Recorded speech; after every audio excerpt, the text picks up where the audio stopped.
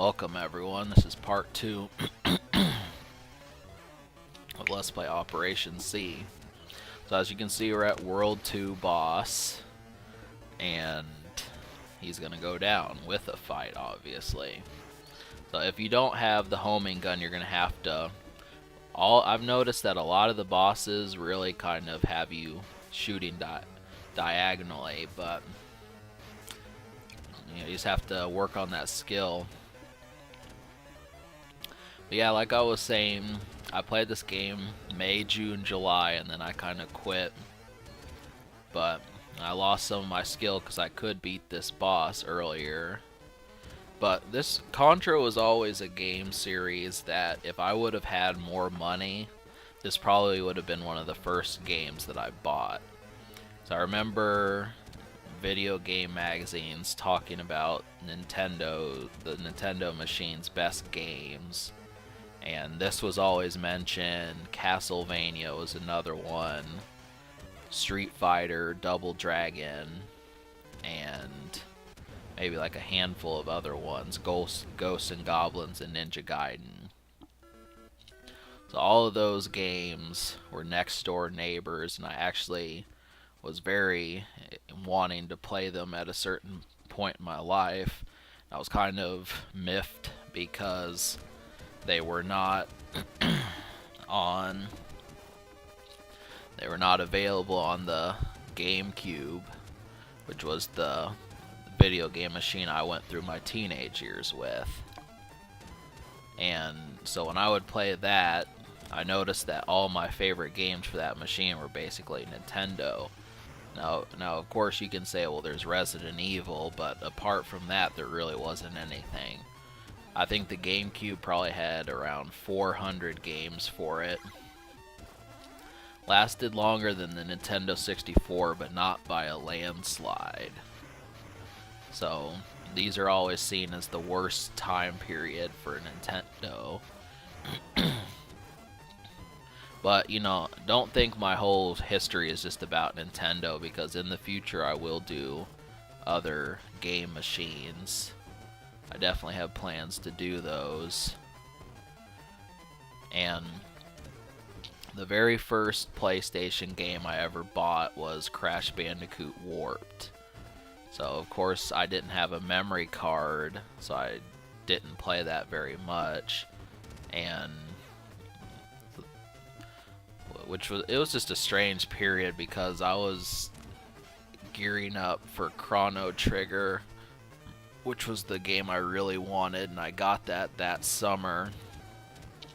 But I didn't play the PlayStation as much as I would have wanted to. I remember renting Final Fantasy IX and playing Final Fantasy VII briefly, but I never really played the PlayStation a super ton.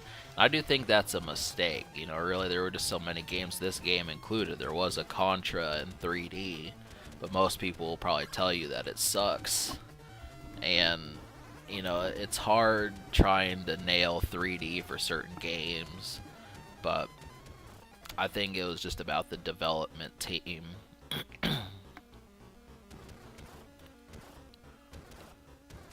So, how can you not do a game where all you do is run and shoot? I know that it's easier said than done, but I'm not asking about the development team as much as I'm asking why a game where all you do is run and shoot should be hard to do in 3D. You know what I mean? Because obviously there would have to be objectives like get this key and get this card key or whatever. Just with the militant mind, you'd probably be doing some espionage or something. I think people just wanted Contra that you're just running and shooting the whole time. That just isn't going to happen in 3D. So, don't jump on that waterfall, obviously.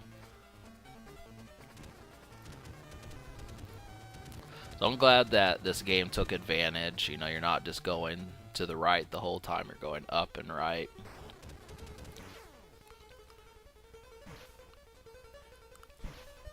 Yeah, I remember wanting the magazines where they reviewed Contra just because I wanted to know what they thought about it. This was always a game that I wanted to see to the end, and it wasn't until about 3-4 years ago that I finally saw this game beaten. And I remember 15 years ago the cost of the cartridge was probably about $20. Thinking maybe 20, 25, or 30. It wasn't more than that, but it was still fairly expensive. I remember Super Metroid was a $25 game. Castlevania was a $20 game.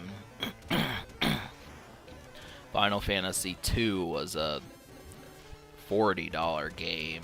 Zelda was a $40 game. There just were all of these. And I mean, the Game Exchange had them all, so I definitely had the option of getting them. But I do enjoy this series. There should be more merchandise concerned with it, I think. A couple of shirts or something. Alright, subscribe for more fun.